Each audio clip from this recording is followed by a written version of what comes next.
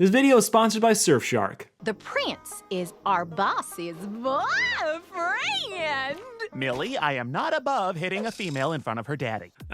There's the backhand humor I've been missing. Also, for the record, no, I don't sound like Blitz, though I do very much appreciate the comparison. So let's get that ball rolling. We got ourselves a Western. The Harvest Festival was a rootin' tootin' good time, and this was easily the best looking episode of HELLUVA so far. This episode begins with a post-owl sex blitz being condescended to by an overly enthusiastic bottom, who appears to have committed to doing the dirty deed in his wife's bed.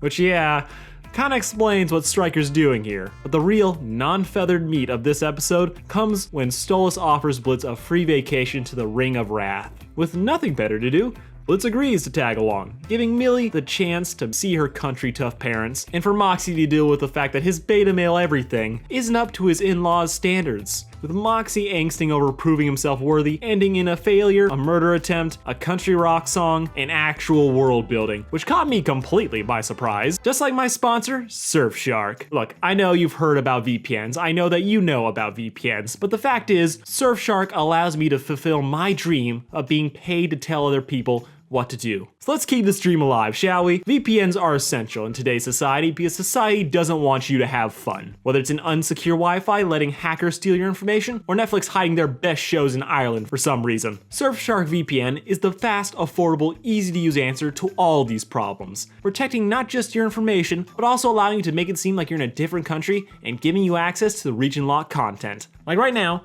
my internet says I'm in Japan, but really, I'm here at home watching Jujutsu Kaisen. And if you want to do something even crazier, Surfshark VPN allows you to gain access to HBO Max and watch Infinity Train. That's right, this has been an ad for Infinity Train, sponsored by Surfshark. Use the link in my description to get Surfshark 83% off and 3 extra months for free with promo code Sarcastic Chorus. If it ain't for you, no worries. Surfshark is offering a 30-day money-back guarantee. Surfshark VPN. When society takes away the things you love, buy Surfshark so you can have it your way. It's opportunity to sing a quick song I wrote just now about me winning. This episode was great though. It was way better in my opinion than the previous baby angel bit. Not just because the antagonist is way hotter, I mean better, but between the sharper comedy and a sudden splash of actual tension, it stands out both apart and higher than a lot of what came before it. And because I don't want to devolve into my usual summary shtick, I'm just going to gush over what I liked while throwing in the 1 or 2 critiques that I have. Got it? Ready? Good. Starting with the least important member of the crew, Moxie. Moxie is an adorable soft boy trapped in an office full of badasses. Being the company straight man is a very unrewarding experience, and it's led to Moxie being the butt monkey of the group, being the only person that has actual morals, and unlike Millie is incapable of ripping out someone's throat with her bare teeth. There hasn't been a single episode where Moxie hasn't been the butt of some joke, and this was something that they could honestly keep doing and never address. So them taking Moxie's inferiority complex was a welcome surprise, with them probably picking the best way to push into the forefront of the story by having him try and earn the respect of Millie's parents in a country festival, while also competing with the local farmhand actual assassin Stryker, voiced by Norman Reedus. What? Damn, how do they keep pulling these people? What this story did for me was reaffirm everything that I love about the M&Ms. Moxie is a sweetheart who does his best, and Millie is a badass who will protect, kill for, and support her man. These dumb lovebirds are couple goals, and the more screen time that they have, the better. With the scene of Millie going apeshit on Stryker being the first time in the show that made me think, wow, that wasn't funny violent. That was just violent. With the conclusion of Moxie's arc being him learning to shut up and listen to his wife.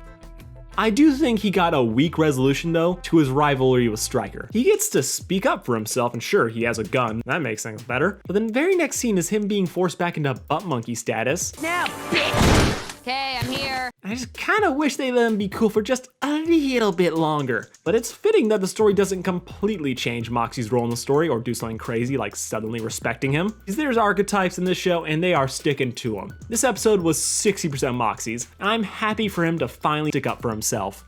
Shame on you. Oh, Moxie, look at you, speeching like a big boy. The other 40% though belongs to Blitz. And wow, I wasn't expecting social commentary from this show. Was not expecting that. Blitz continues to be an absolute blast, being the hellish combination of Roger and Rogers that leaves him a scene-stealing delight. This was the episode that low-key finally convinced me to ship Blitz and Stolas. If we're being honest, Stolas is a bit rapey. Taking out your and with more teeth until you're screaming. Okay, really rapey. But seeing them both somewhat mellow out into a semi-dysfunctional relationship where Blitz doesn't look miserable was a refreshing sight, which definitely gonna make a video on their relationship, so stay tuned for that. Blitz is perfect in this episode. He's in it just enough to be funny, traumatized, and cool, without stealing all the focus away from Moxie. The fact that Millie's parents respect Blitz and not Moxie was gold, while making complete sense. Because he's a badass. It's easy to lose track of that when he's falling face first into all his problems, but he really is an actually good assassin. And it really pushes just how good Blitz is at his job, being able to outrun, fight, and compete with the citizens of Wrath, where being country tough is a requirement. This part of Blitz's character is something he shares with this episode's villain, Stryker. An imp assassin Stolas' wife is paying to kill her cheating ex, who, given that they're still married, and Stolas isn't being subtle in the slightest about who he's sleeping with. Especially that sexy little one there.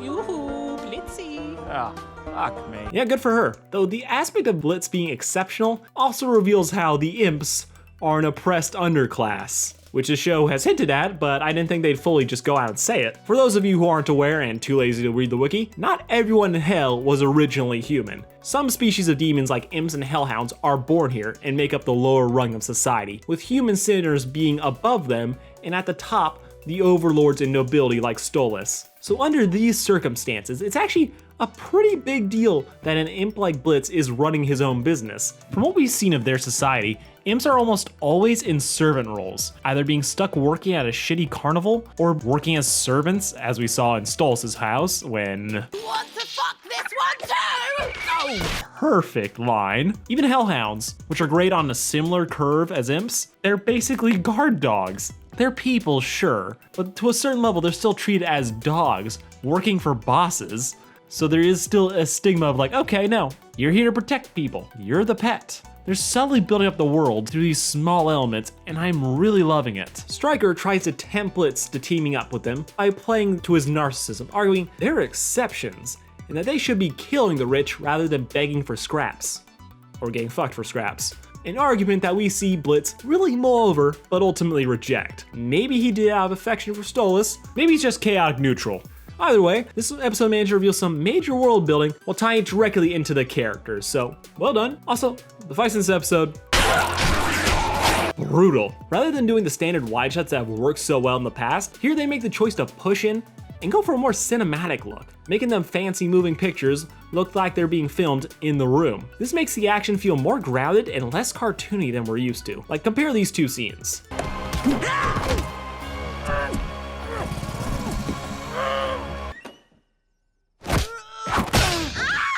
See, both have violent things happen, but you wince way more at Moxie getting tossed aside than Millie getting her leg caught in a bear trap. This is almost played for comedy, with it taking up only a fraction of the screen. We feel like outside observers watching things happen, while here, it feels like we're in the room, adding weight to the hits while making the damage that Moxie takes an injury, while here it's worse but comes off like a gag. Throughout the whole episode, there are little touches that make it seem like a higher quality project, like using 3D models to do camera shifts and reveals. I don't know if this episode looks better or was harder to make than the previous ones. I'm not an animation student, so I won't pretend to know what I'm talking about like some people. But at least for me, this episode feels like it's not just playing around being a demonic sitcom. It has tension, stakes. It wants us to feel like it's going that extra mile, and I think it really pulls it off, for the most part. There are 2 or 3 scenes where it does feel like the characters are jumping around. It could be a stylistic thing. To me though, it made it feel unfinished. But it is noticeable when in every other scene, characters stretch and flow so you don't even notice the frames. While here,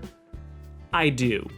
You can put your AKs away, it's only a small problem. But at the end of the day, it's all blown out of the way by all the other great visual and audio touches. Like, Stryker has a country rock song, which it's great, of course it is, where he just devolves into jerking himself off. Something that I really found interesting was that the audio for the music is always just a little bit higher than his vocals, making it feel like a concert, also making it easy to slowly fade him into the background so that we can give the imps time to talk. So that signals to us, the audience, that unlike Slutty Marinette's song, this isn't something that we actually are going to be listening to. It's something that we're pulling away from. It's just smart sound design, and I respect it. We also find out here what Stolas' responsibilities are and why he needs that book every month. And after hours of theory crafting about how it helps him maintain the balance of hell, turns out it's a lot of nothing. He's a rich prick making a big show of caring about the poor people of Wrath, while also reminding them of how uber powerful he is with his grand displays. So surprising no one, even hell has social inequality. And just a quick question, do you think anything we see here in Helluva Boss will be like actually important in Hazbin Hotel? Because I can 100% see Charlie loving this kind of thing and having something to say about it, but I don't relish the chance to be forced to watch 2 different shows to understand the full context. It's annoying, and it's the reason everyone decided to stop caring about comics. Was that it? Was that everything? Really? Was that all I wanted to talk about? Am I forgetting? Oh! Well, howdy. Striker's great. He's not Baraska levels of fun, but he is absolutely the best villain that we've had that's just played straight. Daryl is really bringing that gravelly charm in buckets. And when he first appeared, I thought the plot was going to be about Millie's parents trying to set him up with their daughter. His dick measuring contest with Moxie is great, though it is woefully undercut by his bromance with Blitz. I love him trying to tempt Red to work with him, and actually using his tail for combat, which something I always enjoy. If you got it, use it. Having Stryker trying to kill Stolas with this angel gun pays off Mox being a gun nut, while also foreshadowing Stolas' wife being the one who hired him, because you'd have to be rich to get that type of tech, which is made from angel gear. So apparently getting killed every year by angels has led demons to adopt their technology. Interesting. I really want to see this angel invasion and see if all demons just hide, or are there people fighting back? God, when are we gonna get Hazbin Hotel? I really want to see that show, because at the moment, Helluva Boss is just dominating all of my attention. I do kind of think that the Helluva Boss pilot's better than the Hazbin one. But back to my thoughts. Having Stryker in the story opens up so many avenues later down the road, and I am dying to see him come back. Way more than the baby angels. Don't care how much people like Clarence. Also, this motel sign. It slayed me. Just like Octavia is trying to slay Stolas, who, devil's advocate here, kinda justified in wanting her husband dead. I mean, her anger issues aside and ignoring the efficacy of murder, even though it's hell, so who cares? Stolas cheated on her. All of her friends found out about it. Stolas and her are still together, and not only is Stolas still doing kinky shit in their bed, which I'm guessing she's not sleeping in anymore, to top it off, Stolas doesn't even have the courtesy to hide the fact he's sleeping with Blitz. You know, one of those pores. She should just get a divorce, clearly. But noble bloodlines, arranged marriage, she can't get out of it, yada yada yada. So clearly, she has things to work through. And Stolas isn't helping. So with all that in mind, I just can't wait for these two to fight each other. The ending gag of Octavia ranting about killing Stolas looking directly at camera, only to reveal that she's looking at Stolas, was great. He is perfectly oblivious, and that is just him in a nutshell. Also, their kid is still rocking out to the same song she listened to back in the last episode she was in. Again, love those little touches. Final thoughts. Love this episode. I was eating this episode up with a fucking shovel. Helluva Boss continues to be a show that I have absolutely no idea where it's going, because from the very start, it nails being a bloody sitcom with a heart of gold. So to have it continuously make callbacks and to even have a sense of progression in every episode is a strange feeling for me. The show will be great no matter what it chooses to be, and I'll love it regardless. But if it does build to have a more serialized narrative, and all these early episodes are just set up for those later events, I wonder how it'll turn out. Also, Luno's rocking that plaid. The Harvest Moon Festival was a blast start to finish, the plaid outfits were sleek, and the new characters were strong across the board, with the story getting pushed in a direction that I wasn't expecting, and the show pushing a more intense atmosphere that